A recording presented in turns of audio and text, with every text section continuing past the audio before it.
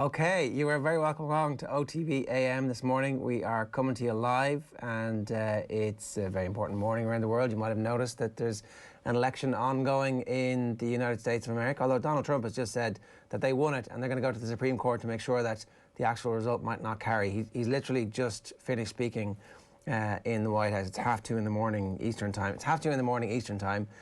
Owen is with us, but I'm also delighted to say Johnny Kennedy is with us Eastern time, 2:30 in the morning from the long haul, I suspect. Johnny, good morning to you. How are you?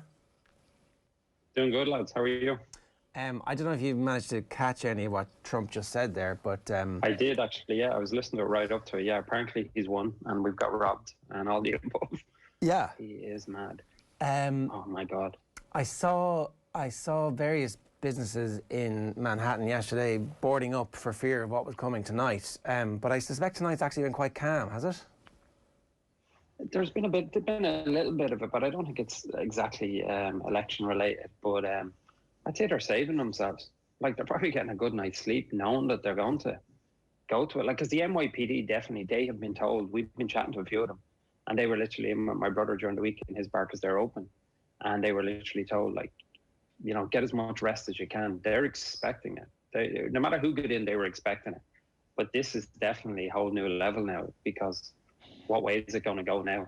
Well, we're not going to know anyway for weeks. We all know that. But I would say, I would listen to every business: Empire State Building, Saks Fifth Avenue, Macy's, them all.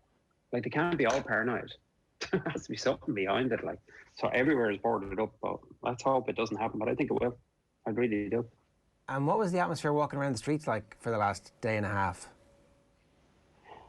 Fine enough. The city's not that busy. I've been in and out of it and around it, and just, yeah, there doesn't seem to be nothing's really changed, because Manhattan hasn't started again. Manhattan is still in the height of COVID, sort of COVID rules. There's not a COVID problem I don't mean it in that way, but you know what I'm saying, in a sense. Like, the numbers are great, all this type of thing, but the majority of offices haven't gone back. And any of them that did go back that we spoke to, they were all told to leave the city today. They were told to take all their office stuff home with them, with the anticipation of working home for at least through the weekend anyway. They were saying just stay at home, like, for the rest of the week, just in case. Don't be coming in and out of the city. They're anticipating it that much. And I think we're all just kind of trying to digest what Donald Trump has just said. This is, like, obviously moved quite quickly. Like, things have changed a lot in the last half an hour, as extraordinary as some of the things were overnight. Like, I think you've just asked the question on Twitter, Ger, is this a coup? Like, I mean, what we've just heard from Donald Trump is extraordinary, really. He has claimed victory in all of this. Like, one of the things that I've often wondered, Johnny, is from New York's perspective, do you often feel a little bit left out on nights like this, when all the attention is on the backwaters of North Carolina and Ohio, and New York declares early, and the massive population is deemed largely relevant to the discourse later into the night? I was thinking the exact same thing earlier on. I was thinking, like, these little towns in Pennsylvania, it must be like Leitrim, like, kind of winning the All-Ireland. Like, they get this mention all night on TV. They keep getting this mention. They're probably, I would say some of them even vote against the grain, so they will get a mention. They just do it for the shits and giggles of it, like, because there is. But New York is always this automatic, yeah, it's a given. But I was texting a couple of friends from home all night, and I was definitely going to the extreme. But I'd never seen so many New Yorkers, friends and everyone included, talking about voting for Trump. And I mean, openly. Like, I heard Bill Maher saying earlier on about some of these big places, like 4 years ago, people hid that they were Trump fans. They hid this, they hid that. Now it was the opposite. Now they were with they had their flags out in their gardens. They were giving it loads. So there was a little concern. A lot of people were worried, like, this guy could actually get in. But I wasn't shocked at all about this. I'm a bit shocked that it's gone back the other way. I really thought Trump was going to win, and I still think he might. But there is that element on. Definitely, New Yorkers definitely feel there was kind of a bit left out. But New York feels like that all the time anyway, and I feel that about New York. Like, New York shouldn't be in a lot of this stuff. We're like a little country of our own in comparison with all this, like, with all the loans and with all the different stuff. There shouldn't be a comparison. New York is just a different animal altogether.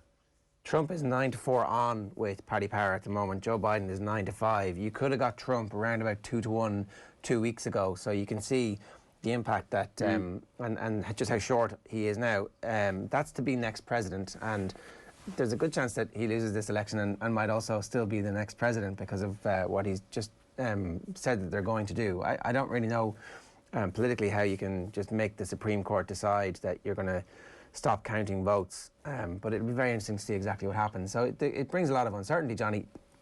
Just that point about living in New York, do you, like, and feeling separated from the rest of the country, does this have any impact on day-to-day life, really, for the citizens of New York?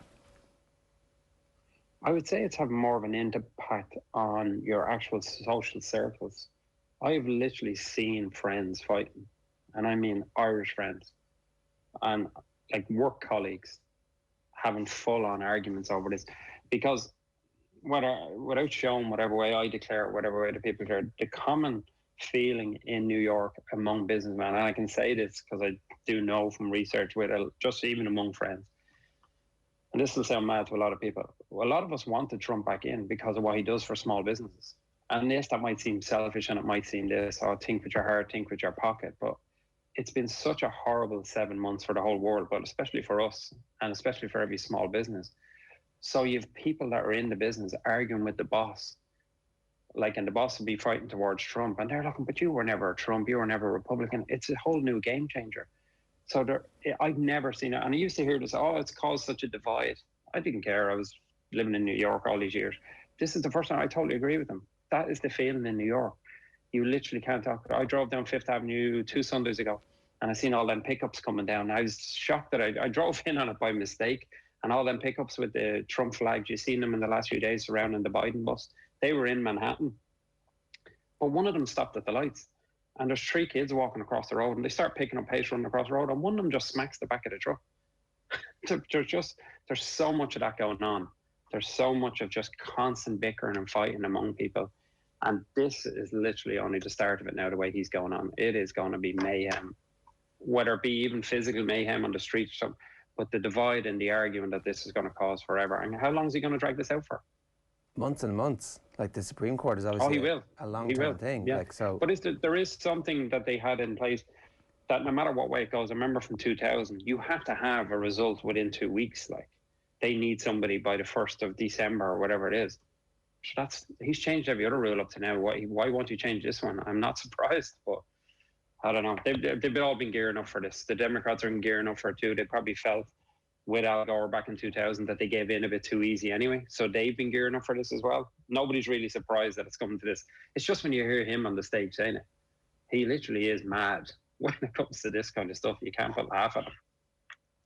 Yeah, except it's like very important because so many lives depend on it, and also it sets the tone for. Unbelievable. It sets the tone for relations between races. It sets the tone for relations between countries, and you know they also have the nuclear code. So it's bizarre. Like, the polling suggested that there would be a clear-cut victory for Biden, and in that instance, you can see how it would have been relatively straightforward. But clearly, some people were still unwilling to talk to pollsters and say that they were as proud Trump voters as that core group, who probably make up the vast majority of them. And then there's those floating voters who are still lying to pollsters, saying, "Oh no, no, no." But maybe that all changes now as well.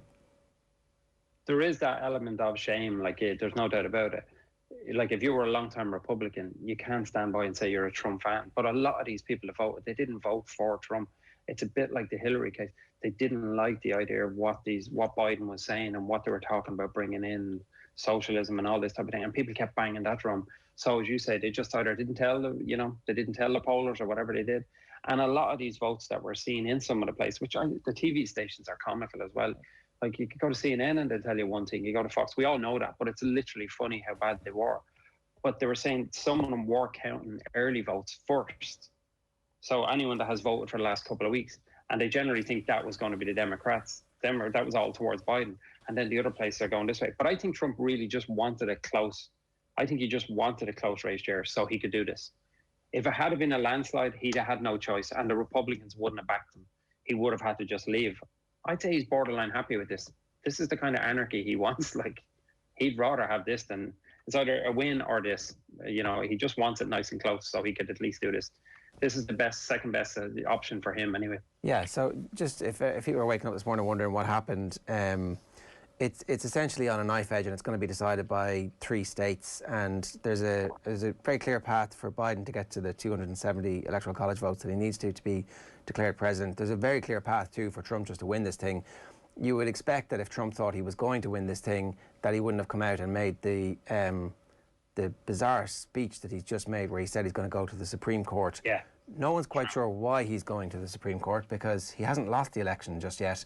But it seems like he wants counting of votes to stop, which would be a remarkable thing for anybody in a democracy to say, no, your vote can't be counted for some made-up reason. So certainly a lot of people trying to read into that speech. It's remarkable. I don't think anybody's ever seen anything like this before. Look, Johnny, we'll let you get some sleep. I don't know how much sleep anybody's going to get in the States tonight, given that... you can't. Yeah, I'd say... It's too hyper. I'd say everybody's a little bit hyper. So from any other takeaways from the rest of today? No, it'll just be interesting to see now what way it does go now, and hopefully with the city. That is the biggest concern. Okay, it's all very fine being boarded up, but there's a lot of business that are still open and they're trying to border up. Like, so how does that work? And it's just, it is sad because, again, I don't want to go back down the road again. A lot of people are on the welfare and they can get money and they're paying bills. This city is full of Spanish people that are illegal, they're undocumented, been living here for 20 years.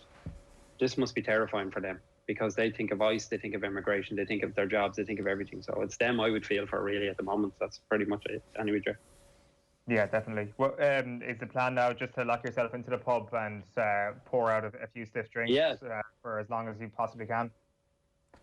Well, I had a couple of Trumpers text me earlier before Arizona had confirmed, and they were like, oh, open up the pub, I want to come in and have a Guinness.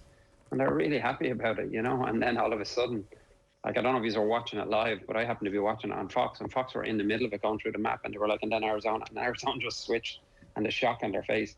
And equally like that, I haven't heard from any of them Trumpers since on my phone. So I'm not sure what way that'll work, you know. Well, I'm sure there's some Irish people There could be a lot of people moving home. And finding lock-ins, I'm sure, no doubt. Johnny, great to have you with us. Yeah. Stay safe. Thanks a million. Thank you, guys. Right. You too, guys. Bye-bye. Talk to you soon. Johnny Kennedy there, friend of the show. The Long Hall in Manhattan is one of the Manhattan pubs we wholeheartedly recommend on this show, and we've been chatting to Johnny over the last couple